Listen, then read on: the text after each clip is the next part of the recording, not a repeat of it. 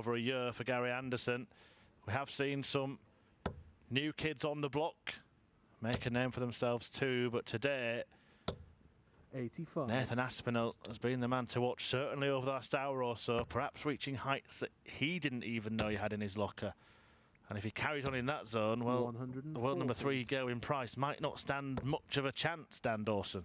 You will not say that about Gerwyn Price in many games nowadays. 60. But Nathan Aspinall has been that good over the last 45 minutes or so.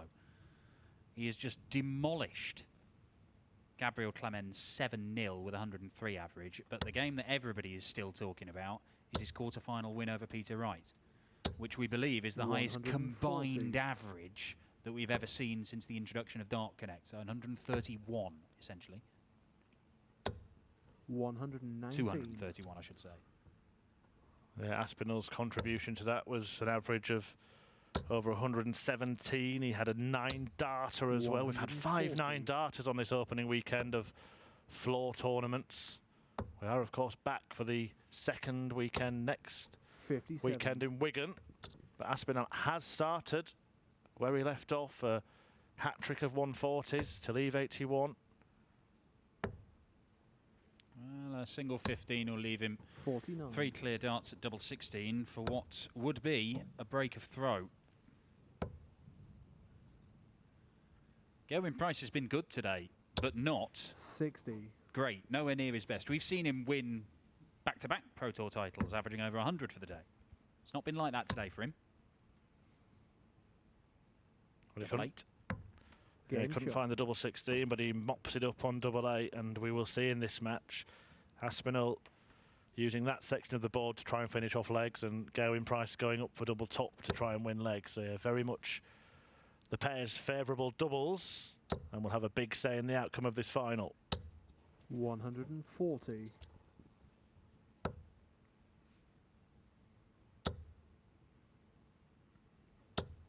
$140. He's got an excellent record in finals as Gerwyn Price. But this is an absolute assault from Nathan Aspinall, because it's a 26th 180 of the day for the Asp. His scoring visits so far in the first couple of legs, 4 140s and a 180. Nothing else. I needed it. Well, that match against Peter Wright was a quarter-final. And we see players go into that kind of darting bubble, that zone as they call it, at times during matches. But on Pro Tour games, we so often see the next match after they've sat down, had a little practice, come back into the streaming booth or whatever board they're playing on, that level drops. He just went out in his semi-final and smashed Gabriel Clemens 7-0. Yeah, Gabriel Clemens averaged 100 in that game. He was only allowed 3 or 4 darts at double. It was that good from the Asp. The scoring was great, but the finishing was clinical. 96. Now, is it going to be clinical here? It may need to be against the world number 3. Double top. He's hitting everything. He is hitting absolutely everything. It's only a brace of 15 darters, but it's good enough for a 2-0 lead. 99. Gerwyn Price had to come back a couple of times from being behind against Dirk van Duijvenbode, who had never been in a semi-final before. This is a very different prospect against an in-form Aspinall. Certainly are looking at a couple of the Premier players in World Darts. Of course, they will both be back in action on Thursday night in the Premier League in Nottingham. Well, I predicted prior to the start of the Premier League that I thought that the Asp and the Iceman would both be in the top 4 come the end of the tournament, along with Michael van Gerwen and one other. Now, I may well be wrong, but if you want the reasoning for it, then just look at what these two have produced.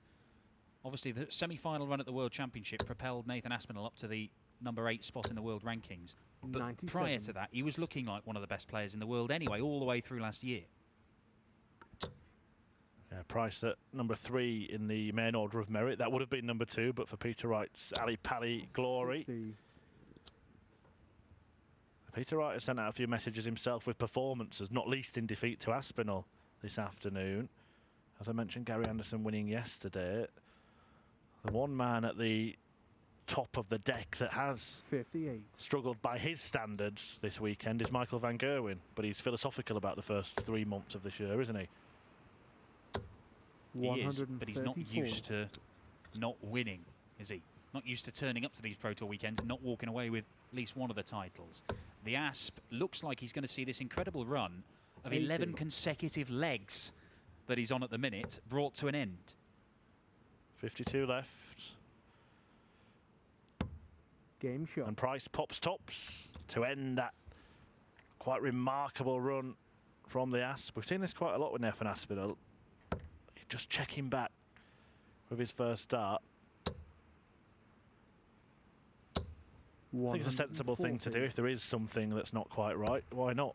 I think he's just got so many moving parts with his throw, but he's got that hop when he throws, which 60. you know shouldn't. I mean, it should mean that it makes it very hard for him to replicate the same action. But he's become one of the world's best players while doing it. I don't think it's quite as pronounced as it used to be. 59. I think if he's not quite fully set, then it can throw him off a little bit.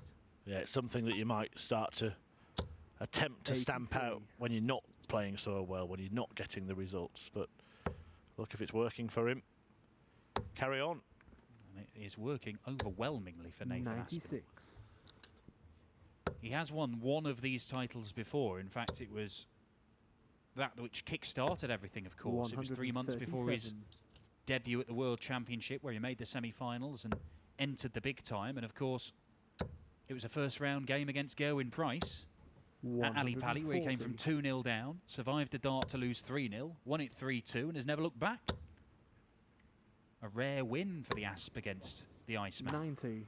Yeah, he does tend to win the big ones. You mentioned the World Championship one, also beat him in the semi-finals of the UK Open, which he won.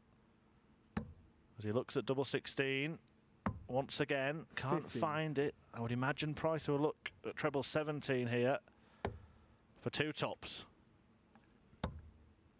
Can't produce it. 91. It's always a threat with those sorts of shots. So good at hitting double top. Couple of them. Game Not shot. too much bother, but that's zero bother whatsoever for the Asp. 3-1 to the 28-year-old from Stockport. World number 8. 58. And it would not surprise me if you see him climbing over the next 6 months in particular, where he hasn't got a great deal to defend. 60. Yeah, 2 wonderful stories, really, isn't it? Those of this pair. Price, the former rugby player, turned darts pro, taken on a second professional sport, and will have a prolonged career in it, I'm sure. And Nathan Aspinall, who had next to nothing in his bank just a couple of years ago, when he went on and won that title you mentioned, ended up being a semi-finalist at the Ali Pali, a major champion, backed it up at Las Vegas 59. last year as well, and then made the semis again in London in December.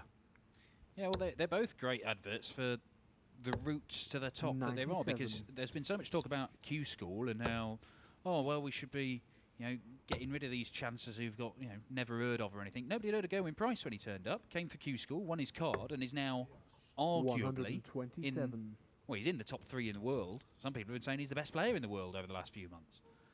And Nathan Aspinall dropped off the tour entirely, used the Challenge Tour to come back and get to where he was, higher than he'd ever reached before, much, much higher. 100. 57. Double 10. Easy as you like for Gerwyn Price, who will not roll over for any opponent. Aspinall some way off the 60. astronomical standard that he produced in the quarter-final, but still looks cool, composed, producing good stuff. Could really turn into a brilliant battle, this one. We've only seen Gerwyn Price really turn it on in one game today. That was in the quarter-final over Mickey Mansell. He won that 6-0 with 106 57. average, and that was with a real horror leg in the second leg, where they were both missing loads of doubles. Could have been 100-teens if it wasn't for that one. 177. Here we go. The Iceman is warming up. But the fascinating stat that I like on Dart Connect, you can look at the averages that these guys have faced over the course of the day. They pull them all together to see what the average opponent they've been facing 96. has been throwing at them. Price has been facing an average of just under 90. Aspinall has been facing an average of nearly 97. He has not had it easy today. I know Peter Wright's enormous average will have inflated that a bit, but he's had tough games and he's won them all.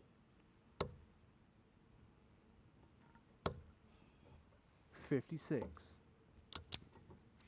Well, there is an opportunity for Aspinall to apply some pressure here, but this is on his own throw, so an important leg, perhaps in the context of this final, particularly if Price can win it. 88.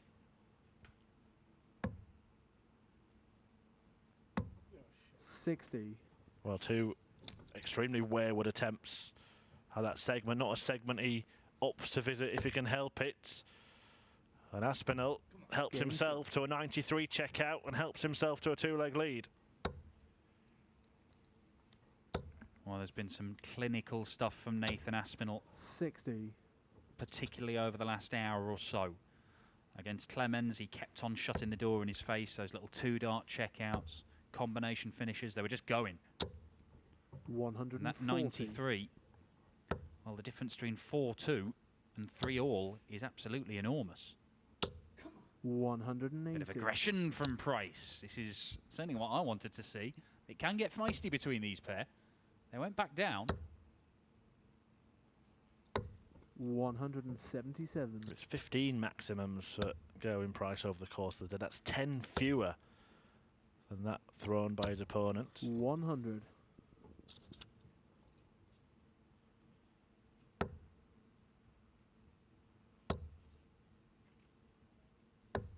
So often we see players miss an opportunity to break and they're broken back in the very next leg. Bullseye to deny Asp the opportunity. 136. Not there. And the Asp could go 5-2 up here. Crucial moment in the match. Well, the pair have shared a joke. Not sure what was said, but it was the width of the wire that was a difference for Gerwyn Price there. And the difference could be enormous because it's very rare that the Asp does not deliver the dart into double 16 successfully, and he's done it again to open up a 5-2 cushion. Nod of the head from Gerwyn Price. He knows what he's up against. I'm intrigued 130 to know if Gerwyn Price is aware of the stuff that Nathan has been doing, or whether he's just been in his own little zone, own little bubble. It's difficult not to with the crowds that were accumulating around that Peter Wright game. Well, that's the thing, isn't it? With the Dart Connect setup that we've had for the last couple of years, yeah, it really makes life easier for us as commentators. It makes the viewing experience more pleasurable for you, that you know the stats and what's going on, not just in the matches you're watching, but around the Pro Tour. But the players will get to know as well how well certain players are performing. Well, it used to be just Kevin Painter strolling around going, oh, I've averaged 110 there, and somehow he's hit everything and beaten me, when Dart Connect came along and it kind of showed that those stories weren't necessarily true. 100. Or the fabled practice game, as we call it. 121. Great last couple of darts there. Leaves him on a two-dart checkout, Gerwyn Price. This would have really stung.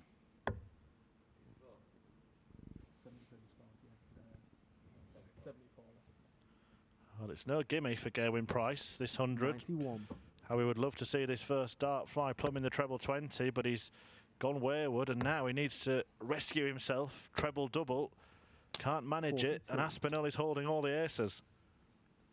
It's the pressure. Gerwyn Price is being put under enormous pressure, and Nathan Aspinall just cannot miss. There has only been one time in this game where Nathan Aspinall has come to the board, had a dart at a double, missed it, and allowed his opponent back, and he still won that leg. It is clinical. It is brilliant. It is the darts of one of the best players on the planet. 59. I think that is a statement that can no longer be contested.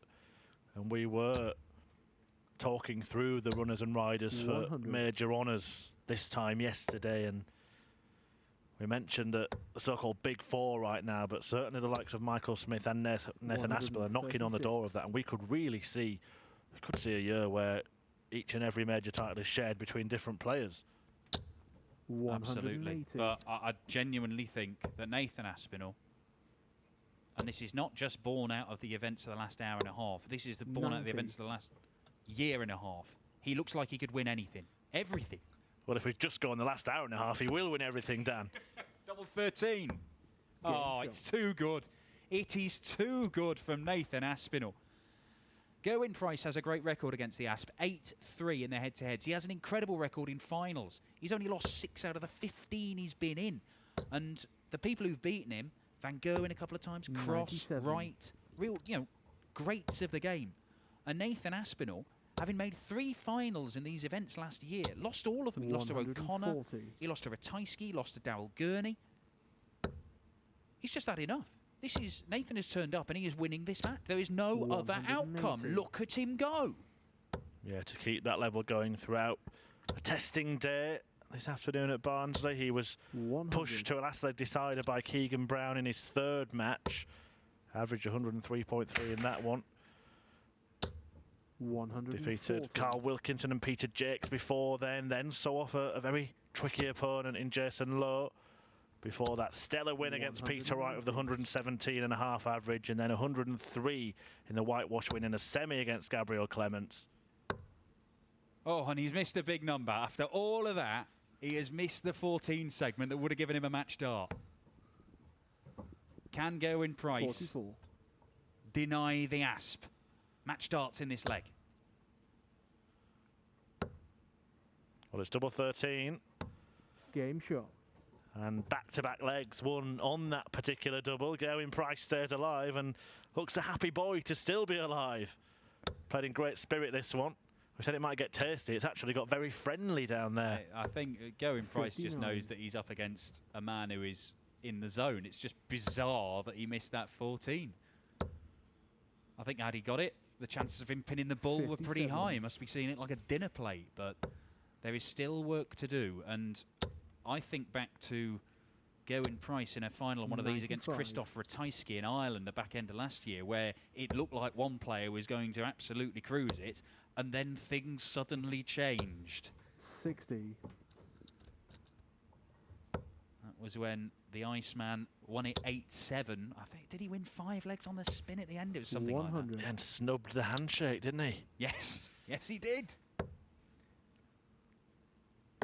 You won't change him, Dan. 134. You want to try? No, absolutely not. Very much enjoy watching Gerwyn Price, and I think there's a significant number of 97. people who are coming around to that way of thinking. Yeah, he's had his fair share of support in arenas of late. Gerwyn Price was beaten in the 3rd round yesterday by Gary Anderson. No one was stopping him 90. pick up that title 24 hours ago. But he's bounced back and put himself in contention for a title this afternoon, just doing some sums. 96. You cannot rule this out. Not with what he's been doing. You can now rule it out, irrespective of what he's been doing. 92. 14 tops to keep the entertainment going at least a little longer. But that could be that. 44. Made a mess of the 84 when he had the match in the palm of his hand. Game But he shot. gets the job done this time, and Nathan Aspinall